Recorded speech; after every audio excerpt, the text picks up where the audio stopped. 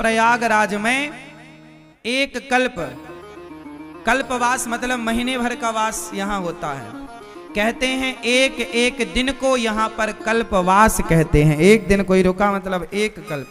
इससे क्या फायदा होगा?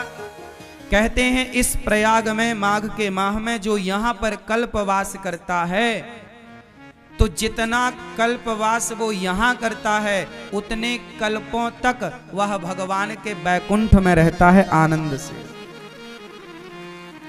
यहाँ का रहा हुआ व्यक्ति वहां रहता है। इसलिए कल्पवास की महिमा है कि समय निकालो, घर का मोह त्यागो और तीर्थों में आओ, गंगा नहाओ और अपना बढ़िया यहीं पे देखो। कल्पवासी क्या करते हैं? अपनी रोटी खुद बनाते हैं, अपना चूल्हा खुद तैयार करते, अपना खुद बनाए खाए। नहीं तो कोई बात नहीं, भंडारे चल रहे हैं, प्रसाद पाए और अपने सीताराम सीताराम जपे दिन भर। भगवान पूरा समर्पण भगवान का, एक माह पूरा पूर्ण रूप से भगवान का चिंतन करना है, यही है। तो जो यहाँ का वास करता है, यहाँ कल्पवासी बनता है, जो यहाँ कल्पवास करता है प्रयागराज जी में, वो सदा बैकुंठ में उतने ही समय तक कल्पवास, मतलब यहाँ का एक दिन और वहां का 1000 चतुर्युग। बात समझ में आई? इसलिए लोग कल्पवास करते हैं कि हम भी देखो यहां पर एक दिन नहाओ तो 1000 चतुर्युग तक वहां आनंद से रहो। पर ऐसे नहीं कि आओ और लड़ने लग जाओ प्रयागराज जी, ऐसे नहीं। तू ऐसी तू वैसा, ये दे वो ले ना। अपने क्रोध को क्रोध ना घर में छोड़ के आया करो। तुम्हें यहाँ कोई यहाँ हम बताओ तीर्थ यात्रा करने आए हैं कि लड़ने? बोलो बोलो। अपना गुस्सा, अपना घमंड, अपना अभिमान, अपना धन धान्य, अपनी अमीरी, अपनी धन्ना सेठी घर पे छोड़ के आओ। यहाँ तो सच्चे सरल बन करके भगवान के चरणों का आश्रय लेकर के रहो।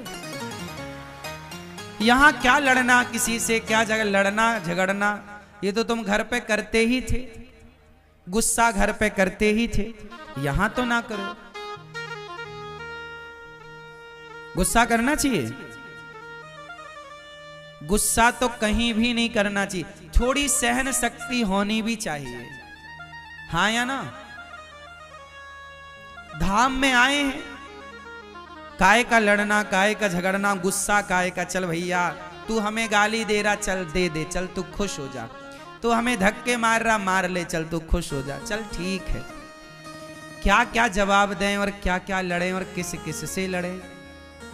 हम यहां पुण्य करने आए हैं, लड़ने झगड़ने तो आए ही नहीं।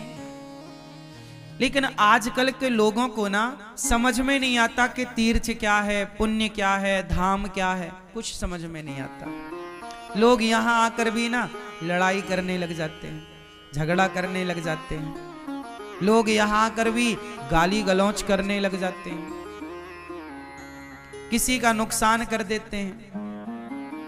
इस तरह से हमें आचरण नहीं करना चाहिए। बड़ी श्रद्धा से गंगा मैया में डुबकी लगा। देखो जीवन है, ज्यादा अकड़ में ना रहो, सरलता से सहजता से जीवन गुजारना चाहिए। क्यों मेरी माँ? वैसे भी मेरी प्रार्थना है कि गुस्सा करना ही नहीं चाहिए। गुस्सा वहां करना चाहिए जहां आवश्यकता है।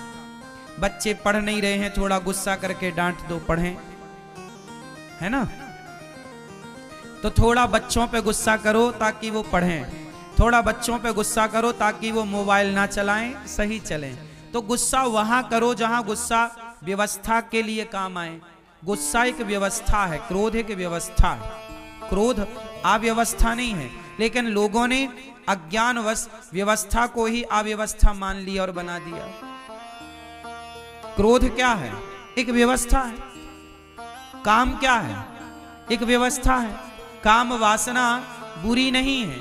यदि अपनी पत्नी और अपने पति के संग ही रहा जाए तो काम वासना बहुत अच्छी है, वो एक व्यवस्था है। उसी व्यवस्था से संतान उत्पन्न होती है। लेकिन वो व्यवस्था तब गलत हो जाती है जब आप अपनी पत्नी और अपने पति के होते हुए पराई स्त्री और पराई पुरुष को देखने लग जाते हैं, वहां मन डुलाने लग जाते हैं, तब वो काम पाप हो जाता है, बुरा हो जाता है। वरना एक व्यवस्था ईश्वर की बनाई बढ़िया व्यवस्था है, लेकिन आजकल लोग समझते नहीं, अक्कल है नहीं, समझ है नहीं। पत्नी पति के होते हुए भी पराई स्त्री पराई पुरुष को लोग ताकते रहते, तुझको सांझ सवेरे दिन भर ताक रहे हैं। तीर्थराज में आकर के भी लोग काम वासना से स्त्रियों को देख रहे हैं, काम वासना से पुरुषों को देखा जा रहा है। तो ये धाम में आकर के यदि तुम्हारी वासना अभी भी पर नारी पर पुरुष में है, तो फिर गंगा कितना भी नहाओ फायदा नहीं है। खेल मेरी मां शरीर का। एक बार क्या हुआ, एक बार शंकर जी ने और पार्वती मैया ने कहा कि प्रभु ये भीड़ कहां जा रही है, इतने लोग लाखों नहीं करोड़ों। शंकर जी बोले जा रहे हैं सब लोग कुंभ नहाने।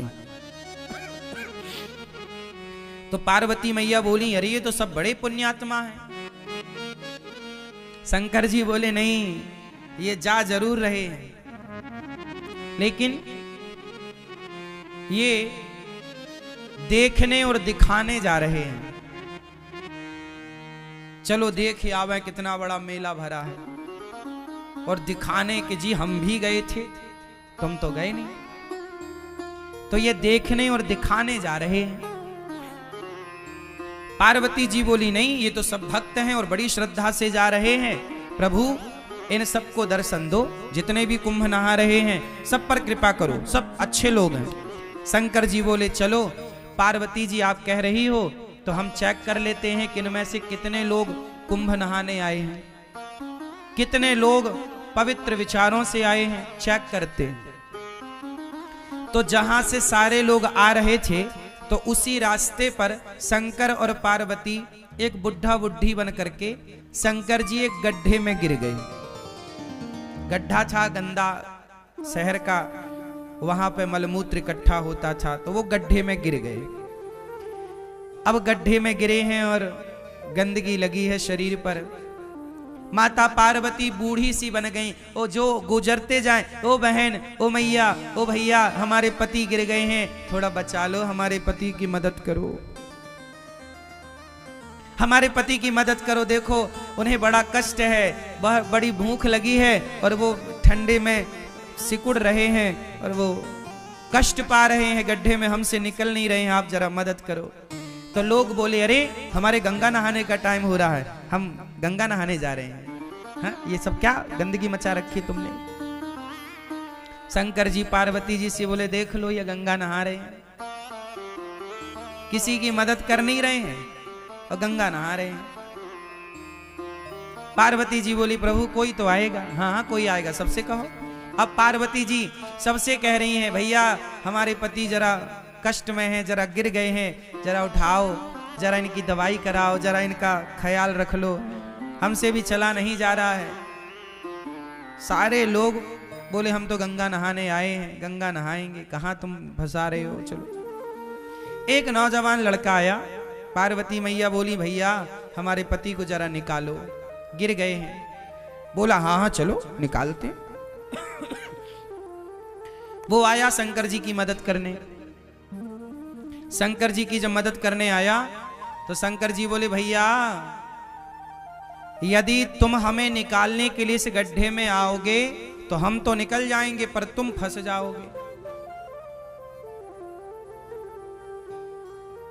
तो वो नौजवान बोला अच्छा हम फंस जाएंगे? हाँ फंस जाओगे। तो बोला अच्छा एक काम करो, फिर तुम ही फंसे रहो, हम जा रहे हैं। वो नौजवान वहां से चला गया। कौन फंसे? पार्वती जी देखती रही, कोई नहीं आया। आखिरी में कोई एक सज्जन आए, एक सदगृहस्थ आए, पति पत्नी। जब पति पत्नी आए तो उनसे कहा पार्वती मैया ने कि मेरे पति फंसे पड़े हैं दलदल में, जरा बचाओ। वो गृहस्थ पति बोला, पुरुष बोला कि जी अभी मैं बचाता हूं। शंकर जी बोले कि यदि तुम यहां हमें बचाने आओगे तुम फंस जाओगे। तब उस आदमी ने कहा कि महाराज मैं भले फंस जाऊं, मुझे भले कष्ट हो, पर आपको कष्ट ना हो। मैं फंसूं तो फंसूं, आप ना फंसे। मैं कष्ट उठाऊं तो उठाऊं, आप ना उठाएं। ये कहकर के वो आदमी उस गड्ढे में कूदा, शंकर जी को कंधे पर बिठाया, जोर लगाया, उठाया, बाहर किया। और जब बाहर किया तो शंकर जी ने भी उसे बाहर किया। और जब बाहर किया तो भगवान शिव ने पार्वती जी से कहा, देखो इस पूरे कुंभ में केवल ये आदमी कुंभ नहाने आया है, ये परिवार कुंभ नहाने आया। हम लोग किसी की मदद नहीं कर रहे हैं, किसी की हेल्प नहीं कर रहे हैं। किसी की मदद करना यही तो सबसे बड़ा स्नान है। ना जाने किस रूप में नारायण मिल जाएं। कोई आपसे कहे कि भैया हमारी थोड़ी मदद कर दो, तो वो भगवान के रूप में ही तो आपसे मदद मांग रहे थे, आपकी परीक्षा लेने के लिए। इसलिए ये बात केवल मैं कुंभ के लिए नहीं बोल रहा हूं। कहीं भी जाओ, घर पे भी रहो, गांव में भी रहो, गली में भी रहो, अपने शहर में भी रहो, तो सबकी मदद करो। शंकर जी बोले कि तुम फंस जाओगे इस गड्ढे में। बोले फंस जाऊं, कोई बात नहीं। जो स्वयं दुखी होकर औरों का दुख दूर करता है वही सबसे बड़ा भक्त है। शंकर जी ने कहा तुम थोड़ी दुखी होगे। शंकर जी ने उसे दर्शन दिया। और दर्शन क्या दिया? शंकर पार्वती उसे अपने साथ ले गए, चलो वहीं आनंद से रहना। तो ये है दर्शन।